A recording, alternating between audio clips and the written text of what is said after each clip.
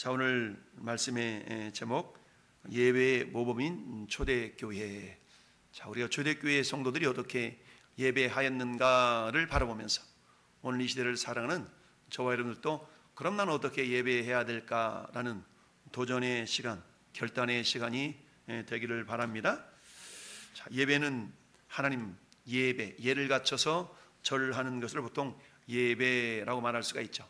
예를 갖춰서 절한다. 그래서 우리가 예배, 그 문자 그대로 말하면 절을 갖춰서 예를 갖춰서 절한다 라고 그랬죠. 우리가 헬라어로 말하면 프로스키네온이라고 그랬죠. 프로스키네온. 이건 마치 뭐라고 했습니까? 사냥개가 주인을 향하여서 그 발 아래 마치 그 발등을 이렇게 핥는 그런 모습의 자세가 예배하는 자의 자세다. 우리는 하나님 앞에 이처럼 그야말로 얼굴을 하나님을 향하여 바짝 숙이는 그런 상태. 마치 오전에 4시가 왕이 무엇을 명령할까를 기대하며 준비된 상태, 스탠바이 하고 있는 상태처럼 걔 아무도 없느냐라고 말할 때에 여기 있나이다 라고 항상 언제든지 응답할 수 있는 그런 자세, 이게 예배자의 자세다라는 얘기죠. 예배는 쉽게 말하면 나와 하나님과의 만남의 시간이 예배인데요, 그 만남의 시간을 통해서 무엇이 이루어집니까? 생명의 교통이 이루어지게 되죠. 따라서 예배는 생명의 교통, 하나님은 생명의 근원이시기 때문에 생명의 근원이신 하나님께서 우리에게 말씀을 통하여 생명을 주십니다. 내가 너에게 이르는 말이 곧 영이요 생명이라. 내가 곧 길이요 진리요 생명이다. 우리 주님은 제자들에게 말씀을 주셨죠. 그 말씀 속에 생명이 있다는 얘기입니다. 그런데 그 생명이 어떻게 우리에게 역사할 수 있을 것인가? 말씀, 로고스의 말씀이 레마로 들려질 때에 그 말씀이 생명이 된다라는 얘기죠. 그림의 떡이 아니라 그 떡을 만들어서 우리가 먹을 때에 그 떡이 우리에게 양식이 되는 것이죠. 그저 우리가 읽는 검정은 글씨요 흰건 종이 이런 글자로서의 그런 말씀이 아니라 정말 생동감 있게 우리 삶의 현장 가운데서 내가 적용되어진 그 말씀, 이 말씀 우리에게 생명이 떡이 되는 줄로 믿습니다. 이처럼 하나님은 우리에게 예배를 통하여서 그 생명을 주시기를 원하시는데, 오늘 같이 읽어본 이 42절 말씀, 그들이 사도의 가르침을 받아 서로 교제하고 떡을 떼며 오로지 기도하게 뭐하더라? 힘썼다. 자, 여기 42절 말씀은 여러분 저기 보니까 사도의 가르침을 받아서 교제하고 떡을 떼며 기도하게 힘쓴 것처럼 나타나 있는데, 실제적으로 저기 보면 사도 그들이 힘썼다라는 동사가 있고요. 그 동사로 꾸며지는 말들이 가르침을 받다, 그리고 서로 교제하다, 떡을 떼다, 기도하다, 이 4가지인데요. 여기서는 이 4가지가 동사처럼 되어 있지만 저게 명사형으로 되어 있습니다. 그러니까 그들이 힘썼는데 뭘 힘썼냐? 가르침 받기를 힘썼고, 그 다음에 서로 교제하기를 힘썼고, 떡을 떼기를 힘썼고, 기도하기를 힘썼다라는 얘기죠. 그러니까 그들이 힘을 썼어. 여러분, 자, 힘썼다라는 단어가 저 뒤에 또 나오죠? 몇 절 나옵니까?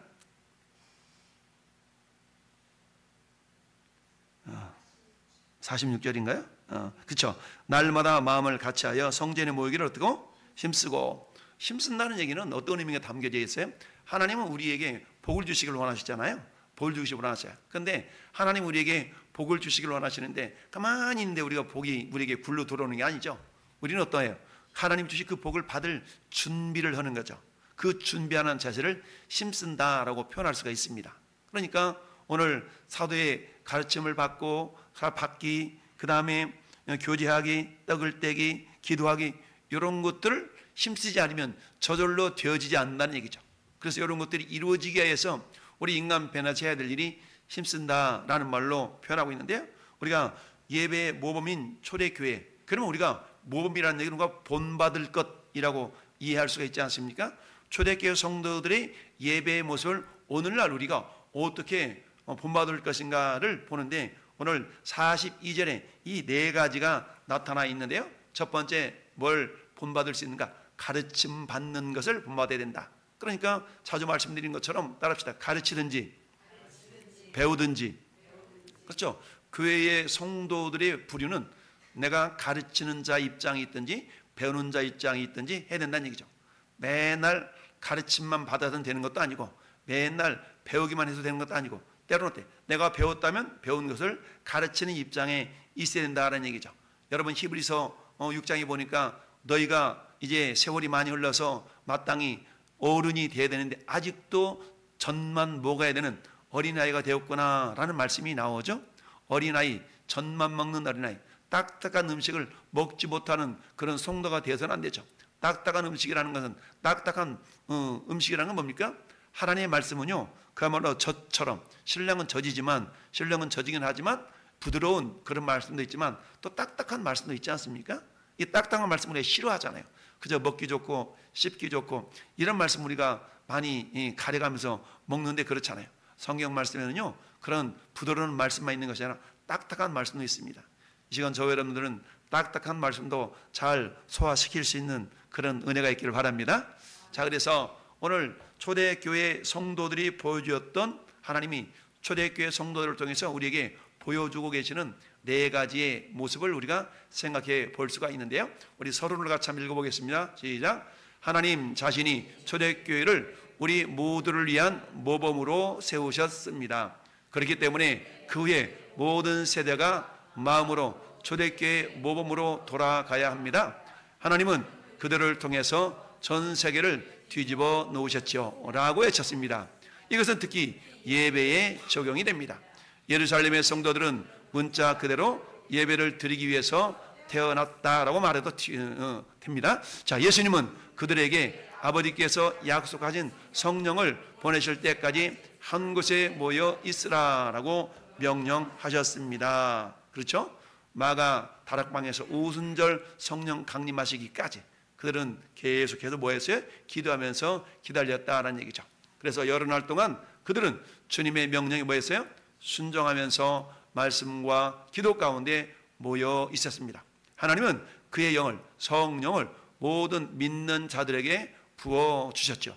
이것은 삶을 변화시키는 순간이었을 뿐 아니라 하나님께서 선택하신 역사를 변화시키는 순간이었다라는 얘기죠.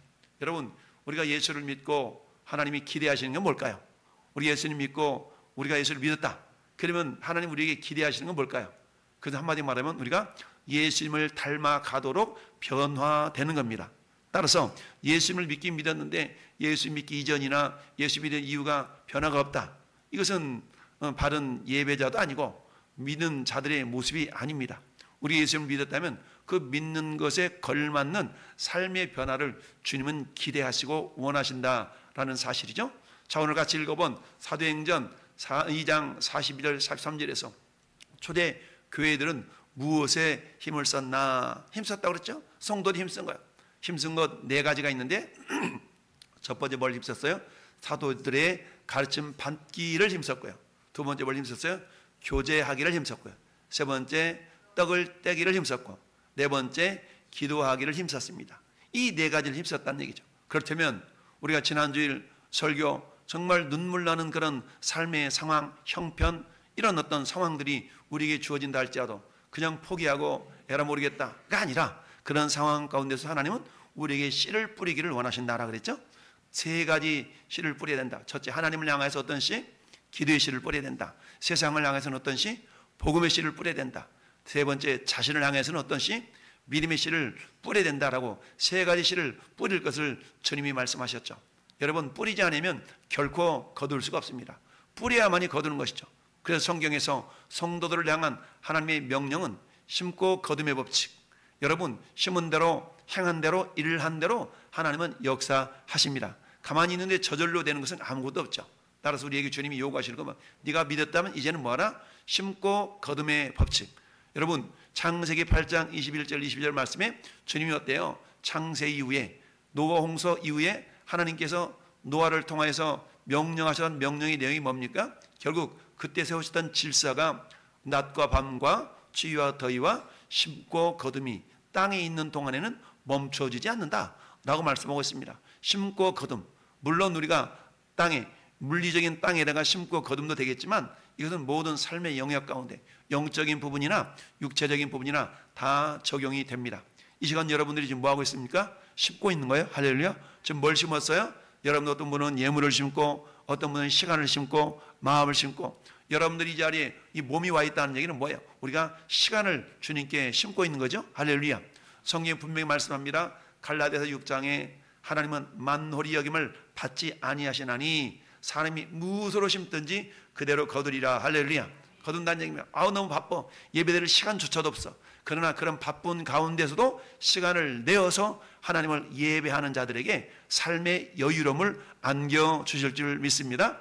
이처럼 하나님은 초대교회 성도들을 통해서 우리에게 예배 모범을 보이셨고, 그 예배 모범을 보이신 저나 여러분들이 우리도 그렇다면 이런 삶의 모습을 본받기를 원하십니다.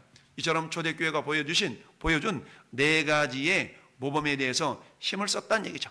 이것이 힘썼다는 얘기는 저절로 이루어지는 것이 아니기 때문에 힘썼다라는 그런 표현을 하고 있습니다. 첫 번째, 사도들의 가르침을 받는 일이 힘썼습니다. 가르침 받는 일이 힘썼다는 얘기는 다른 말 말하면 배우는 일이 힘썼다라는 얘기죠. 거기서 우리 교회로 생각한다면, 정의한다면 뭐겠습니까?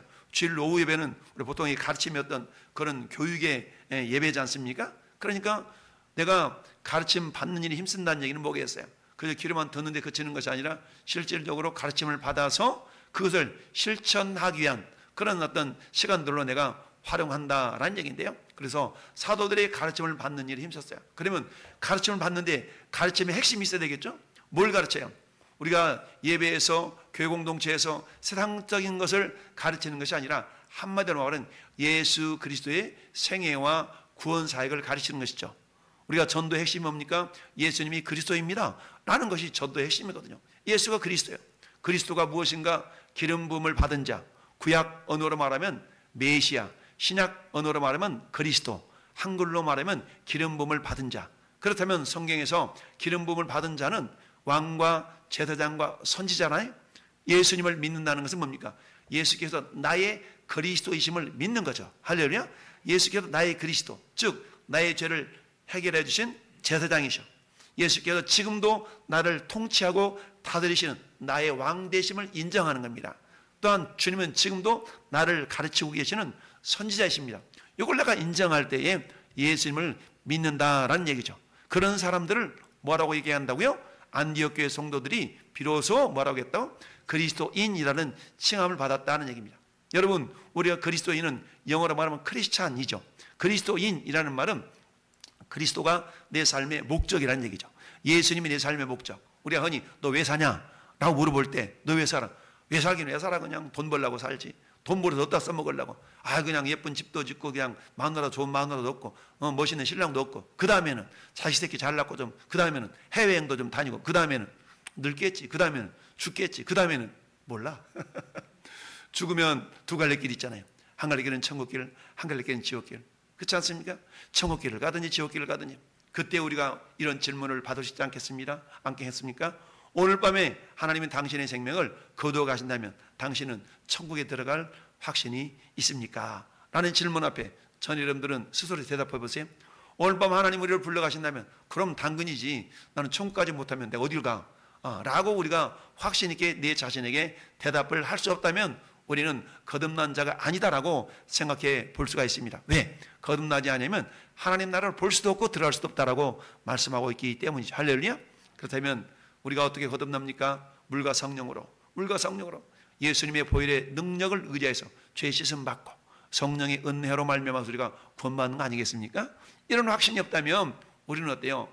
매일매일까지 이런 믿음이 없음을 우리가 회개하고 우리 주님께 은혜를 사모하고 구해야 되겠죠. 이처럼 첫 번째, 사도들의 가르침을 받는 일에 힘을 썼습니다. 다른 말로 말하면 가르침을 받는 일에 힘썼다는 얘기는 저는 여러분들이 배움의 입장에서 한다면 배우기를 힘썼다는 의미겠죠. 그러면 누구에 대해서요? 예수님에 대해서. 예수도 알기 원함은 크고도 넓은 은혜와 대속해 주신 사랑을 간절히 알기 원하네. 우리가 더 배우기, 알기 원해요. 뭘 알기 원해요? 예수 그리스도에 대해서 알기 원해야 된다는 얘기죠. 예수님에 대해서 아는 겁니다. about이 아니라 of. 여러분, about은 뭐뭐에 대하여 아는 것이에요. of라는 것은 그분을 아는 것이죠. 그분을 안다는 것은, 성경에서 누구를 안다는 것은 일반적으로 지식적인 암보다는 뭐예요? 그 알미 삶으로 변화되는 것은 어떨 때에 내가 인격적인 경험을 통하여서 삶으로 변화되는 것이죠. 그래서 신앙, 믿음이란 뭐냐? 삶이 삶으로 변화될 때 그것을 비로소 이 사람이 믿음이 있다라고 표현할 수 있는 것이죠. 그래서 예수 그리스도의 생애와 구원의 사역을 우리가 가르치고 배우는 것입니다. 전에 여러분들이 전달할 때도 뭐예요? 예수님이 그리스도라는 사실을 전하는 거 아니겠습니까? 오늘 전도를 나갔는데 예쁜 젊은 섹시 두 사람이 뭔가를 전도하는 것 같아. 너는 그래서 기특해가지고 어느 교회에서 나오셨나고 기특해서 물어봤더니 하나님의 교회에서 나왔다는 거예요. 하나님의 교회. 하나님의 교회는 2단 3단을 넘어서 그들에겐 구원이 없죠. 여러분 신천지뿐만 아니라 2단 사이비들의 특징이 뭡니까? 그들 나름대로의 교주가 이 땅에 재림한 재림 예수 아니겠어요? 그러니까 우리 이종목 집사님 그 옆에 뭐라 그래요? 집회소라고 우리 예배당으로 말하기도 그래. 그 하나님의 교회라는 그런 어떤 집회소 처소가 있지 않습니까? 근데 거기는 젊은 처자들이 많아. 왜 그러냐? 왜 하나님 아버지만 있냐? 하나님 어머니도 있어야 되지. 인간적인 그런 논리가 얼추 만든 것 같잖아요. 세상에도 어머니가 있다면 아버지가 있는데 왜 하나님도 아버지 하나님만 있냐? 어머니 하나님도 있어야 돼. 이런 논리로 딱 접근해 가면서 가르치면 그런 것 같아. 그러면서 향수를 불러서 그들이 부르는 노래가 우리들에게는 세상 교회에 없는 하나님 어머니도 계시지요. 이런 노래가 있어요. 그들한테는 그런 노래를 다 불러보면 막 이 마음이 심쿵해져 가지고 그래서 막 열심히 막 전단지를 나누고 있는데 기특해가지고 물어봤더니 하나님께서 나왔다는 거야. 내가 기가 차가지고 이 젊은 사람들, 이 젊은 영혼들 사탄에게 속아가지고 마귀에게 속아가지고 진짜 진리가 무엇인지를 모른 채 많은 사람들 참된 진리를 모른 채 주님 곁을 떠나갔잖아요. 그들은 뭐야? 안상홍이가 하나님이잖아요. 그러니까 그들은 기도를 어떻게 해요? 우린 예수님의 이름으로 기도합니다 이랬지만 그들은 어떻게 기도해요? 안상홍님의 이름으로 기도합니다 이렇게 기도해요. 전혀 이상하잖아요 우리는. 근데 그들한테는 전혀 이상한 게 아니야. 그게 당연한 겁니다. 안상홍님의 이름으로 기도한대. 자, 참 기가 막힐 노릇이죠.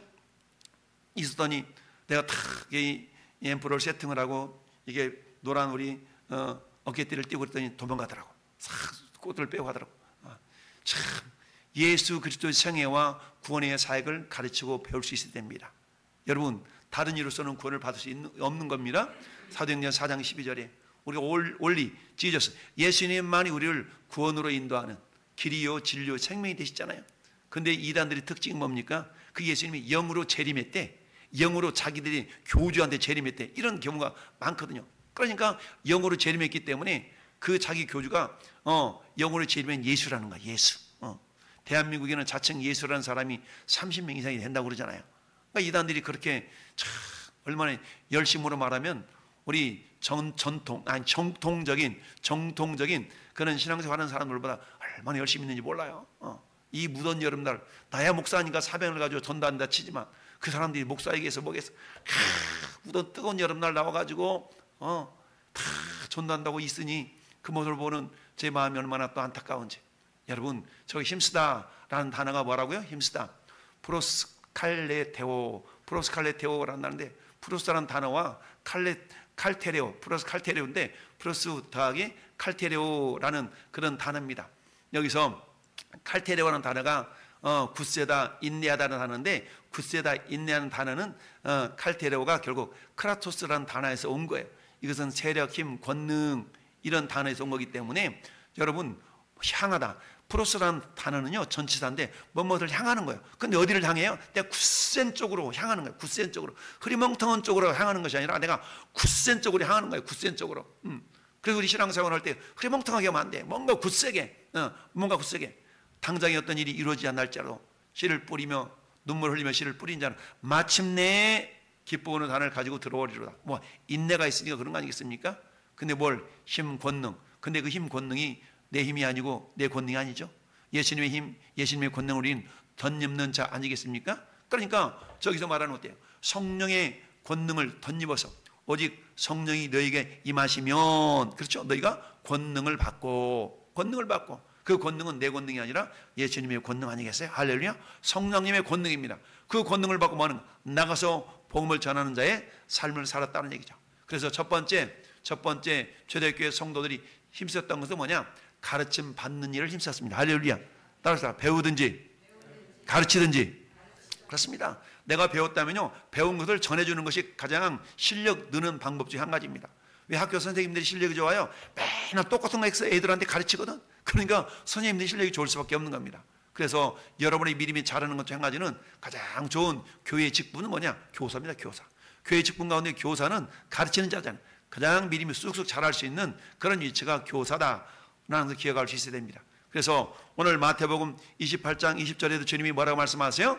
내가 너에게 분반 모든 것을 뭐하라? 가르쳐 지키게 하라. 볼지어다 내가 세상 끝날까지 너희와 항상 함께 있으리라. 우리 주님은 제자들에게 분반한 것이 있어요. 분반한 것. 그건 뭡니까? 내가 죽을 거야. 내가 살아날 거야. 내가 다시 오실 거야. 내가 너에게 성령을 보내줄 거야. 이게 주님의 가르침의 핵심 아니겠습니까? 사도행전 3장 15절도 시작. 생명의 주를 죽였도다. 그러나 하나님이 죽은 자 가운데서 그를 살리셨으니 우리가 이 일의 증인이라. 뭡니까? 예수님의 부활을 가르치고 있는 것이죠. 4장 10절도 시작. 너희와 모든 이스라엘 백성들은 알아라. 너희가 십자가에 못 박고 하나님이 죽은 자 가운데 살리신 나사렛 예수 그리스도 이름으로 이 사람이 건강하게 되어 너희 앞에 섰느니라. 여러분, 베드로와 요한이 날 때부터 안진병이 되었던 사람이 성전 미문에 앉아 있었잖아요. 은과 금은 내게 없거니와 내게 있는 것을 내게 주노니 나사렛 예수 이름으로 일어나 걸으라. 탁 손을 잡아 일으켰더니 발목에 힘줄이 생기고 뛰어서서 걸으며 하나님을 찬양했더라. 할렐루야. 근데 그렇게 된 것이 뭐예요? 내 능력이 아니야. 베드로 요한이 그렇게 고백해. 내 능력이 아니고 무엇이 그렇게 되겠다고요? 예수 그리스도 이름으로. 할렐루야. 예수 그리스도 이름으로 이 사람이 건강하게 되었노라 라고 말씀하고 있죠. 그 이 사람이 어떤 분입니까? 우리의 모든 죄짐을 다 짊어지시고 십자가에 못 박아 죽으셨지만 죽음으로 끝이 아니라 다시 부활하셨더라. 할렐루야. 죽음은 죄에 대한 대가예요. 부활은 뭡니까? 죄 해결에 대한 증거죠. 할렐루야. 예수님은 죄가 없기 때문에 죽어야 될 이유가 없는 겁니다. 따라서 주님이 부활하시면 죄 문제 해결하셨다는 증거인 줄 믿습니다. 그래서 이처럼 예수님의 제자들이 배우고 가르치는 핵심적인 내용이 뭐냐? 예수 그리스도에 대한 얘기다. 고린도전서 1장 15장 1절도 보니까 형제들아 내가 너에게 전한 복음을 너에게 알게 하노니 이는 너희가 받은 것이요 또 그 가운데 선 것이라. 여러분, 복음, 복된 소식의 핵심이 뭐냐? 그것은 뭐라고요? 너희가 만일 내가 전한 그 말을 굳게 지키고 헛되이 믿지 아니하였으면 그로 말미암아 구원을 받으리라. 그러면서 내가 받은 것을 너희에게 전하노니 이는 성경대로 그리스도께서 우리 죄를 위하여 죽으시고 장사 지낸 바 되었다가 성경대로 사흘 만에 다시 살아나사. 그러니까 저 복음의 핵심이 뭐예요? 저 전한 복음은 우리 죄를 위하여 예수님 십자가 죽으셨다가 다시 부활하신 거. 이게 복음의 핵심이라는 얘기입니다. 할렐루야. 그렇잖아요. 기독교의 핵심이 결국 죄 문제 해결하시기 위해서 모든 죄짐을 다 짊어지시고 주님이 죽으셨다가 다시 부활하신 이 부활의 사건. 이게 기독교의 핵심적인 내용 아니겠습니까? 그렇습니다. 데살로니가전서 4장 1절도 시작. 그러므로 형제들아 우리가 끝으로 주 예수 안에서 너희에게 구하고 권면하노니 너희가 마땅히 어떻게 행하며 하나님을 기쁘시게 할 수 있는지 우리에게 배웠으니 곧 너희가 행하는 바라 더욱 많이 뭐하라? 힘쓰라. 힘쓰라는 얘기죠. 그러니까 하나님을 기쁘시게 하는 일이 뭐예요? 힘쓰라는 얘기입니다. 그러면서 뭐예요? 우리가 주 예수로 말미암아 너희에게 무슨 명령으로 준 것을 너희가 아느니라. 너희가 하느니라. 아느니라. 할렐루야. 그러니까 예수 그리스도에 대한 배움, 예수 그리스도를 배웠다. 근데 그분이 뭘 하셨다고요? 우리를 위하여 십자가 죽으시고 부활하셨다. 그리고 그들이 초대교회 성도들이 배우기를 힘썼다는 얘기예요. 그 핵심이 내용이 뭐라고요? 예수 그리스도에 대한 것이죠. 예수님은 저와 여러분 죄를 위하여 죽으셨다가 다시 부활하신 줄 믿습니다. 승천하시고 우리에게 성령을 보내주셨어요. 그리고 그 성령님을 또 다른 보혜사라고 말하죠. 예수님이 원보혜사, 성령님은 또 다른 보혜사. 그러면서 뭐라고 해요? 성령님을 보내주셨지만 예수님은 다시 오실 날이 분명히 있습니다. 할렐루야. 다시 오실 때까지 우리가 성령의 인도하심을 받고 우리가 뭐예요? 배우는 데에 전념, 힘쓸 수 있기를 바랍니다. 두 번째, 초대교회 성도들이 했었던 건 뭐냐? 두 번째는 교제하는 일을 힘썼습니다. 할렐루야.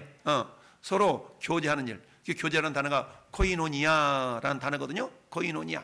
자, 그러면 교제라는 단어가 정신적인 교제뿐 아니라 물질적인 교제까지도 포함한다라는 얘기입니다. 자, 그러면 이 교제의 내용을 성경은 어떻게 표현하고 있는가? 갈라디아서 2장 9절 봐요. 시작. 또 기둥같이 여기는 야고보와 게바와 요한도 내게 주신 은혜를 알므로 나와 바나바에게 친교의 악수를 우리는 이방인에게로 그들은 할례자에게로 가게 하려 함이니라. 아멘.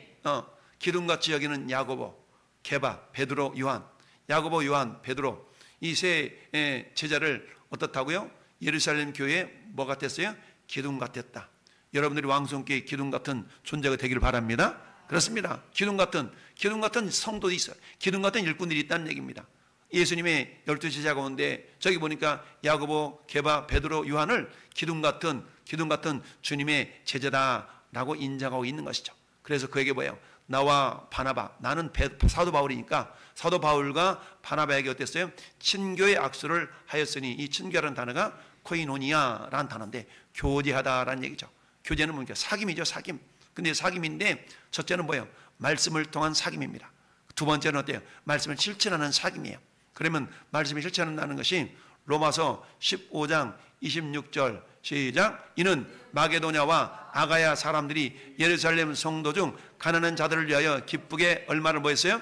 연보하였음이니라. 저도 연보라는 단어가 코이노니아예요. 코이노니아. 그러니까 아까 말하는 이 교제라는 단어는요, 우리가 말씀을 서로 나누고, 우리가 보통 예배가 끝나면 은혜 나눔 시간 있잖아요. 목장별로 목장 모임 있잖아요. 이걸 갖다 교제라고 말할 수 있어요. 교제, 코이노니아 시간입니다. 근데 그때 그 말씀 은혜만 나누는 것이 아니라 또 뭐 또 할 수 있어야 된다고요? 물질, 연보, 물질을 나누는 거. 저 연보는 어떤 연보에서 구제헌금이에요. 구제헌금. 선교헌금인과 동시에 구제헌금이었다는 얘기죠. 그러니까 성도들 가운데에서 어려움에 있는 사람들 가서 그 힘들어, 내가 기도해 줄게 라고만 끝내서는 안 된다는 얘기죠. 우리가 어때? 물질도 서로 협력해 주면서 이렇게 서로 교제할 수가 있어야 된다는 얘기죠. 근데 그 일을 어떻다고요? 힘썼다. 그래서 두 번째로 초대교회 때에 성도들이 했었던 건 뭐냐? 뭘 힘썼냐면 교제하기를 힘썼다는 얘기죠. 교제하기를 힘썼다. 그러니까 교제하는 건 말씀의 은혜 나눔과 더불어서 물질적인 그런 연약함을 같이 또 내 생명을 위해서 함께 나눌 수 있었다라는 겁니다. 자, 빌립보서 2장 1절도 그러므로 그리스도 예 안에 무슨 권면이나 무슨 위로나 성령이 무슨 교제나 긍휼이나 자비가 있거든. 무슨 교제? 그 코이노니아라는 얘기죠. 근데 그 교제의 내용이 뭐라고요? 마음을 같이 하. 네 마음과 내 마음이 같아야 돼. 어떤 마음? 예수님의 마음. 그래서 너희 안에 이 마음을 품으라라고 하는 5절 말씀이 그 말씀이죠. 마음을 같이하여 같은 사랑을 가지고, 어떤 사랑? 그리스도의 사랑. 뜻을 합하여 한 마음을 품어. 왜요? 우리는 예수 그리스도를 머리로 한 지체들, 한 몸을 이루는 지체들이기 때문에 한 마음을 품어야 돼요. 할렐루야? 네, 그렇죠. 그리고 그때 아무 일이든지 다툼이나 허영으로 하지 말고, 다툼과 허영이 아니라 서로를 섬기는 마음이 있다면 다툼과 허영이 있을 수가 없거든요. 근데 어때요? 다툼과 허영의 모습이 나타날 수가 있어요? 이건 마귀 역사. 그러니까 다툼이나 허영을 하지 말고 오직 겸손한 마음으로 각각 자기보다 남을 어떻게 여기고? 낮게 여기고, 네가 나보다 낫구나. 항상 이런 마음으로. 그리고 각각 자기 일을 돌아볼 뿐더러 또한 각각 다른 사람들의 일을 돌아봐 나의 기쁨을 충만하게 하라라는 얘기죠. 우리 신앙 사람에 있어서 혹시 내 목장원 가운데 어떤 지체가 뭐가 부족하고 있나, 내가 부족하냐, 이걸 돌아볼 수 있어야 된다는 얘기죠. 근데 어떤 마음으로? 겸손한 마음으로 돌아볼 수 있어야 된다는 얘기죠. 이게 뭐라고? 이게 교제한 모습들이라는 얘기입니다. 나만 신앙생활 잘하면 되지가 아니라 우리 목장원 가운데 이 성도는 이런 부분이 부족한 것 같아. 그럼 내가 어떻게 도울 수가 있지? 내가 기도로 도와주고, 혹시 물질이 좀 부족한가? 그럼 그 물질을 내가 할 수 있다면 그런 부분도 도와줄 수 있고, 이런 것까지 같이 가는 것이 정신적인 신앙적인 그런 뿐만 아니라 물질적인 부분까지도 나누고 함께 섬기는 것이 교제의 내용이다. 근데 이것을 뭐였다? 힘썼다는 얘기죠. 세 번째는 뭐라고요? 떡을 떼는 일에 힘썼다는 얘기. 떡을 떼. 이걸 떡을 떼는 일을 또는 주의 만찬 또는 성찬이라고 표현합니다. 그래서 초대교회 성도들은 모일 때마다 예수님의 죽으심을 기념하며 성찬을 행했어요. 자, 고린도서 10장 쭉 보니까 떡이라는 단어가 어떤 단어예요? 아르토스라는 단어인데요. 이거는 베들레헴 할 때 레헴이라는 단어가 떡이거든요. 베들레헴, 떡집이잖아요. 떡집. 그래서 히브리어로는 레헴인데 이게 헬라어로 바꾸니까 아르토스 또는 알토스 이렇게 됐어요. 떼다라는 단어는 클라오라는 단어인데요. 성찬을 나누다라는 의미가 있는 겁니다. 그렇게 해서 이처럼 떡을 떼다, 성찬을 행하면서 그 핵심이 뭐라고요? 예수님의 죽으심을 기념했다는 얘기예요. 예수님이 죽었다. 왜 죽었나? 우리의 죄를 내어 죽으셨어. 그냥 죽음으로 끝이 아니라 그분은 부활하셨지 않냐? 주님이 다시 오실 거야. 주님이 다시 오실 때까지 우리는 주님의 죽으심을 늘 기념할 수 있어야 돼 라고 하는 것이죠. 자, 고린도전서 10장 16절 읽어봐. 시작. 우리가 축복하란 바 축복의 잔은 그리스도의 피에 참여함이 아니며 우리가 떠는 떡은 그리스도의 몸에 참여함이 아니냐. 그러니까 모일 때마다 성찬식을 행했다는 얘기죠. 우리는 보통 5주 있는 달 마지막 주에 우리가 성찬을 행하고 있는데요. 이번 달 마지막 주에 성찬을, 다다음 주에 성찬을 행합니다. 고린도전서 11장 23절 24절에도 내가 너희에게 전한 것은 주께 받은 것이니 곧 주 예수께서 잡히시던 밤에 떡을 가지사 축사하시고 떼어 이르시되 이것은 너희를 위하는 내 몸이니 이것을 행하여 나를 보아라 기념하라. 주님의 죽으심을 기념하는 겁니다. 주님이 왜 죽었어요? 전에 여러분의 죄를 위하여 죽으셨습니다. 할렐루야. 죄 문제를 위하여 죽으셨다. 그만큼 죄에 대한 문제가 우리 인생의 가장 중요한 죄 해결의 문제가 그렇다. 마태복음 26장 16절에도 그들이 떡을 먹을 때에 예수께서 떡을 가지다 축사하시고 떼어 제자들을 주시며 이르시되 받아서 먹으라. 이것은 내 몸이니라. 그러니까 주님의 몸을 이렇게 기념하는 것이 성찬에 있어서 그 떡은 주님의 몸을 상징한다라고 말할 수가 있는 것이죠. 그래서 그걸 기념하라 라고 표현하고 있습니다. 네 번째는 뭐예요? 기도하는 일에 힘썼다라는 일. 기도하는 일에 힘썼어요. 자, 초대교회가 역동성을 가질 수 있었던 것은 바로 기도가 뒷받침이 되었기 때문이다라는 얘기입니다. 이처럼 가르침을 받는 거, 그 다음에 어때요? 서로 교제하는 거, 그리고 떡을 떼는 거, 이런 것들이 결국 뭐가 없이는 안 된다는 얘기예요? 기도가 없이는 안 된다는 얘기입니다. 마찬가지로 우리가 지난 주일에 정말 내가 눈물 흘릴 것 같은 그런 내 삶의 현실 상황이 주어졌다 할지라도 우리가 뿌려야 될 씨가 있다는 겁니다. 너무 힘들고 어려우니까 아니야, 난 뿌릴 거 아니야. 그런데 어때요? 하나님을 향하여 기도의 씨를 뿌려야 되고요, 세상을 향하여 복음의 씨를 뿌려야 되고요, 여러분 우리의 자신을 위해서는 믿음의 씨를 뿌려야 된다는 얘기입니다. 할렐루야. 그런 것처럼 기도하는 일에 힘썼다. 왜? 기도는요 저절로 되지 않기 때문에 힘쓰는 거예요. 자, 그래서 초대교회가 그야말로 역동성을 가질 수 있었던 것은 바로 기도가 뒷받침이 되었기 때문이죠. 기도라는 단어는요 프로시케라는 단어예요. 기도함, 교회당, 예배당이라는 단어가 프로시케라는 단어인데, 기도하다라는 동사는요 프로시코마이라는 단어예요. 프로스라는 단어와 유코마이라는 단어가 합쳐진 건데, 유코마이라는 단어는 소원하다, 하나님 기도하라는 단어예요. 그러니까 이 프로스라는 방향성을 가지는 거거든요. 방향성, 하나님을 향하여라는 그런 의미가 있는 겁니다. 이처럼 하나님께서는 기도하는 일에 힘쓸 것을 우리에게 유혹하고 있습니다. 우리가 잘 아는 마태복음 7장 7절 보니까 구하라 그러면 너에게 주실 것이요, 찾으라 그러면 찾아낼 것이요, 문을 두드리라 그러면 너에게 열릴 것이니 기도했다면 믿고 구한 것은 받은 줄로 여기라 라고 말씀하고 있지 않습니까? 우리 주님 우리에게 기도할 것을 명령하고 있어요. 시험에 들지 않게 깨어서 봐라, 기도하라. 근데 어때요? 마음에는 온유로 돼 육신이 약하도다. 그렇잖아요. 기도해야 된다는 거 모르는 사람 없어요. 그러나 육신이 약한 것은 결국 믿음이 약하다는 얘기죠. 믿음이 약하도다 라고 볼 수가 있죠. 누가복음 18장 1절에도 뭐라고 말씀합니까? 예수께서 그들에게 항상 기도하고 낙심하지 말아야 할 것을 비유로 말씀하여 가라사대. 우리 기도하다가 낙심할 수 있잖아요. 하나님 내가 이렇게까지 기도했는데, 하나님 이렇게까지 기도했는데 왜 응답이 없으신가요? 우리는 그럴 때가 있잖아요. 왜? 우리는 응답의 기간을 내 나름대로 정해놓고 그때까지 막 금식하며 기도해요. 그런데도 불구하고 내가 원하는 기도 응답이 없을 수가 있거든요. 그렇게 되면 어떨 수가 있어요? 우리가 낙심할 수가 있거든요. 근데 성경 뭐라고 말씀하세요? 낙심하지 말아라. 반드시 응답하신다. 할렐루야. 그러니까 우리는 어때요? 하나님의 때에 우리가 반드시 응답할 걸 믿고 인내함으로, 오래 참음으로 우리가 기도할 수 있어야 된다는 얘기죠. 왜? 하나님은 기도하면 반드시 응답이 있다라고 약속하셨기 때문이죠. 자, 요한복음 16장 24절에도 지금까지는 너희가 내 이름으로 아무것도 구하지 아니했으나 구하라 그러면 받으리니 너희 기쁨이 충만하리라. 할렐루야. 여러분 기도했는데 기도 응답이 있어봐요. 얼마나 감사하고 기쁩니까? 기뻐요. 가끔 그런 우리 응답이 있잖아. 하나님 목말라요 막 그러는데 누가 막 음료수를 갖다 줘. 이런 것이 그 순간에 이루어지는 하나님의 응답, 이런 것들일 수가 있죠. 그래서 사도행전 4장 24절 말씀입니다. 그들이 듣고 한 마음으로 하나님께 소리를 높여 이르되 대주제여 천지와 바다와 그 가운데 만물을 지으신 이시오 라고 하나님을 향해서 높여드린 기도. 사도행전 12장 5절에도 이에 베드로는 옥에 갇혔고 교회는 그를 위하여 간절히 하나님께 기도하더라. 할렐루야. 베드로 사도가 복음 전에 감옥에 갇혔잖아요. 막 기도 때 하나님 감옥문을 열어줬어. 나왔더니 로데라는 계집종이 와가지고 베드로 선생님이야, 베드로 선생님. 근데 자기들이 기도했음에도 불구하고 그걸 믿지를 못한 거야. 베드로 나온 거에 대해서 그런 일들이 있을 수가 있죠. 하나님의 기도의 응답의 역사는 이처럼 아주 역동적으로 나타날 수 있는 겁니다. 할렐루야. 이처럼 오늘 초대교회 성도들이 뭐라고 그랬어요? 사도들이 가르침을 받고 받는 일에 힘썼고 교제하는 일에 힘썼고 떡을 떼는 일에 힘썼고 기도하는 일에 힘썼다는 얘기죠. 할렐루야. 이 네 가지를 힘썼어. 그건 오늘 이 시대를 살아가는 저와 여러분들에게도 역시 마찬가지.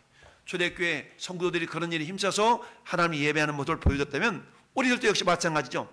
이 네 가지 영적인 원리만큼은 변하지 말아야 된다라는 얘기입니다. 그렇다면 나는 어떤 일에 지금 힘쓰고 있는가? 내가 배우려고 하는 일에 힘쓰고 있는가? 아니면 이리 뺀질 저리 뺀질 배우지 않으려고 이게 내팽개치고 있는 건 아닌가를 돌아볼 수 있어야 되고, 그다음에 서로 교제하기를, 우리가 목장 모임을 이렇게 좀 합시다 그러면 뺀질거려 도망가는 그런 신앙이 아니라, 그래 내가 먼저 가서 서로 교제하고 서로 기도하고 서로 얘기 나누고 은혜 받는 걸 나누고, 이런 교제, 떡을 떼며 성찬 예배 드리는데 참 마음가짐 정결케 하고, 다음 주에 성찬식 되는데 하나님 내가 이런 기도 제목을 가지고 성찬에 참여합니다. 이 성찬하는데 최선을 다하고, 그 다음에 어때요? 그야말로 기도하기를 힘썼다. 하나님 내가 왕성기 기도의 일꾼 되겠나이다. 한 대 왕성기 기도의 일꾼 되겠나이다. 이런 기도의 사명을 가지고 기도하는 겁니다. 할렐루야.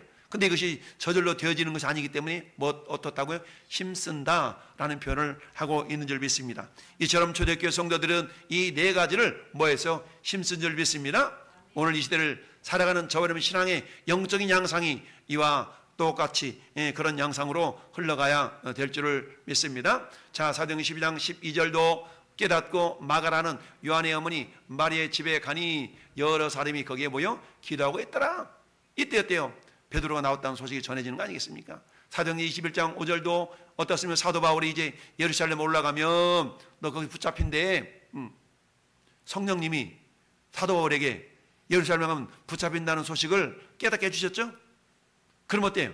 올라가지 말라는 얘기예요? 준비하라는 얘기예요? 너는 잡힐 수 있지만 그러나 그래도 가라, 이런 거 아니겠습니까? 가면 환난과 핍박이 있대. 성령님 가르쳐줬으니까 가지 말아야지, 이게 아니라 너가 준비하고 가라는 겁니다. 준비하고 가라는 얘기죠. 할렐루야. 결국 이것을 알았던 이 사도 바울은 21장 5절에 여러 날을 지낸 후에 우리가 떠날 때에 그들이 다 그 처자와 함께 성문 밖까지 전송하거늘, 이제 밀레도에서 에베소 장로들과 다 눈물에 포옹을 하고 이별을 하고 배 타고 이제 어디 오는 거예요? 드디어 이제 저 수리아 해변 두로까지 온 겁니다. 둘이 와서 이제 어때? 예루살렘으로 내려가면 잡혀 죽는 거야. 잡혀 로마까지 합성해서 죽는 거야. 그러니까 어때? 이 두로 성읍에서 다 떠나가는데 어때요? 성문까지 나가서 전송했어. 무릎 꿇고 기도했어. 하나님, 분명히 예루살렘에 가면 잡혀가지고 저 로마로 간다는 거 압니다. 그러나 하나님, 내가 그걸 담대하게 맞이할 수 있도록 해달라고 그렇게 기도한 거 아니겠어요? 할렐루야. 이처럼 우리들도 역시 마찬가지. 우리 어떤 고난을 피하게 해주세요라고 기도하는 것이 아니라 이길 수 있는 힘을 달라고 기도해야 돼요. 할렐루야. 이런 어려운 상황 가운데 하나님 제발 어려움이 없게 해주세요가 아니라, 어려움이 주어진다 할지라도 하나님 어려움을 이겨낼 수 있는 믿음을 달라고 우리는 기도할 수 있어야 됩니다. 여러분, 고린도전서 10장 13절에 사람이 감당할 시험밖에는 너에게 당한 것이 없나니 하나님의 미쁘사 너희의 시험당함을 허락지 아니하시고, 설령 허락됐다면 감당할 힘도 주신 줄 믿습니다. 할렐루야. 그러니까 우리가 어떤 어려움 속에 하나님 제발 이 어려움을 떠나게 해주세요 라고 기도하는 것이 아니라, 하나님 이 어려움에 내가 감당할 수 있는 믿음을 주세요 라고 믿음을 기도하는 저와 여러분 되시기를 바랍니다.